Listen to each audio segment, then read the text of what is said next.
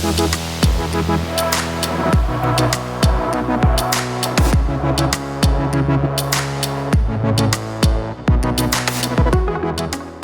everybody, I'm Cherrial. Hi, I'm Clarissa. And we're both part of the Inspiring Children Foundation. And I'm going to be guiding all of you and Clarissa through a meditation that we do. So this is a 10 breath, just breathing mindfulness meditation. So the way it works is we're all going to close our eyes. And on an inhale, we're going to count 1, exhale 2, and we're going to go all the way up to 10, and then back down to 0. And if you get lost in thought, it's totally normal. Doesn't mean that you're doing it wrong. Just gently notice when you drift off into thought and bring yourself back to the last number you remember. All right, ready? Sounds good. Let's go.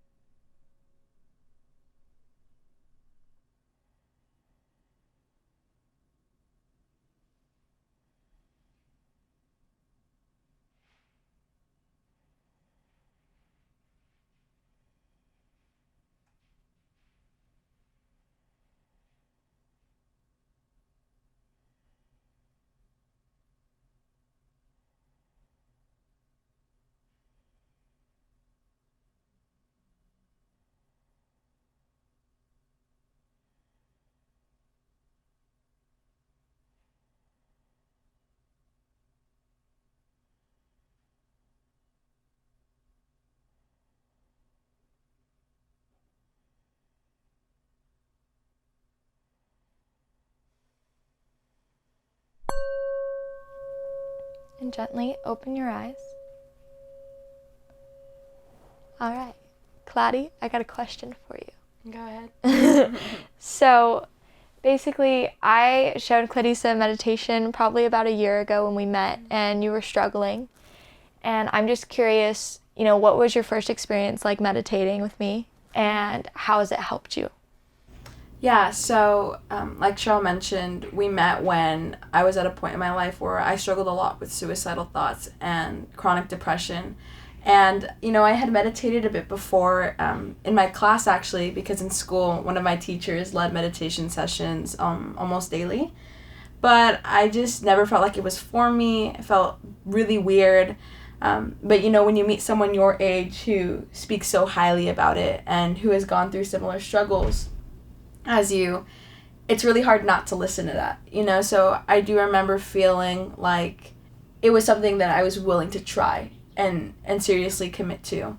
And I'd say in terms of, how it was when we first meditated together, it just felt like unity. And it felt like, again, I was being heard, and, I've taken the practice with me, and sometimes I still struggle, with it, because you really have to be still and, like we said, notice the thoughts in your head. And sometimes I don't like the thoughts in my head, and the idea of sitting with them is really uncomfortable.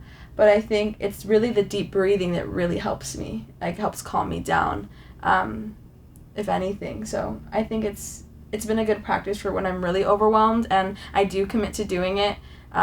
It's never really failed me.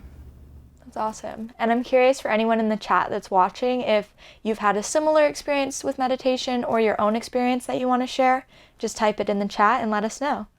And for me, I would say whenever I meet somebody that is, maybe struggling, or just a person in general, I don't think you need meditation necessarily if, you're struggling with extreme depression or suicidal thoughts. Sometimes we get stressed out. There's daily things in life that occur that just stress us out. Yeah. And I think meditation is such a powerful tool for that, but it also can be a powerful tool for something as extreme as like suicidal thoughts. And for me, I would say meditation's been the most powerful tool in my life in helping me overcome, my depression and my suicidal thoughts.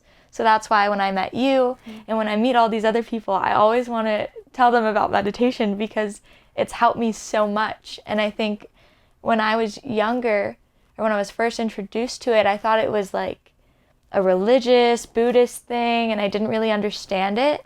But it's really just breathing. It doesn't have to be religious. It can be if you want it to be, but it's really just breathing and coming back to yourself and creating what I like to say is like a gap between your thoughts and your reactions. And I think that's the biggest thing that it's helped me with is like when I feel those suicidal thoughts come up, or when I feel frustrated or irritated, meditation has given me a chance to become aware of it so that I can make a choice whether I feed into it or not. Right. And I'm really curious to hear what other coping skills or practices you all have that is like a meditation for you. Because I found for me, as much as closing my eyes and breathing in and out is amazing, I find that I can get the same clarity or the same peace with other things, like something as simple as, drawing and then deep breathing as well.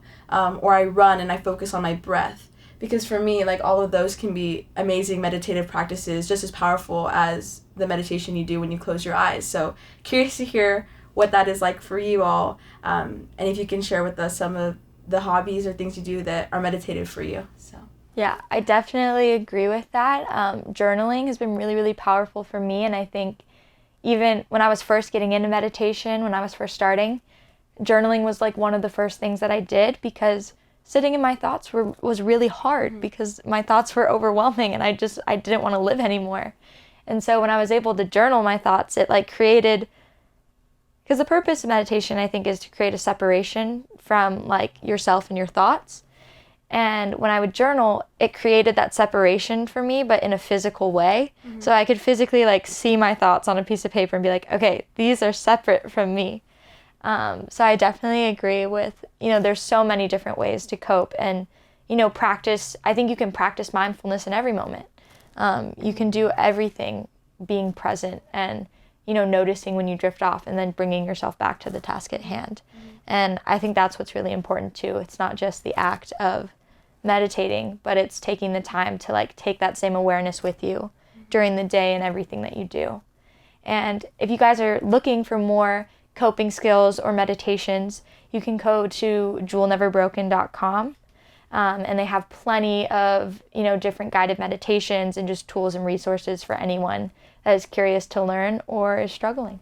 Yeah, I would highly recommend going on jewelneverbroken.com or even going on YouTube and looking up a guided meditation, because I'd say for me, because of meditation, I'm someone who is a lot stronger, I think, in myself. And that's not to say that I don't still get overwhelmed by my thoughts, and I still don't have days where I choose not to meditate because I get really stuck and I wallow in my sadness. But what I will say, like I said in the beginning, is that when I do choose to do it, it always helps me. It doesn't fail me, it doesn't wrong me, and so I'd highly suggest you all look into it. Awesome. Well, thank you guys so much for listening in and spending this time with us on this chat and summit. So yeah, just thank you. And if you're interested in checking out the Inspiring Children Foundation, you can go to our website, inspiringchildren.net, to learn more or donate. Thank you. Bye. Bye.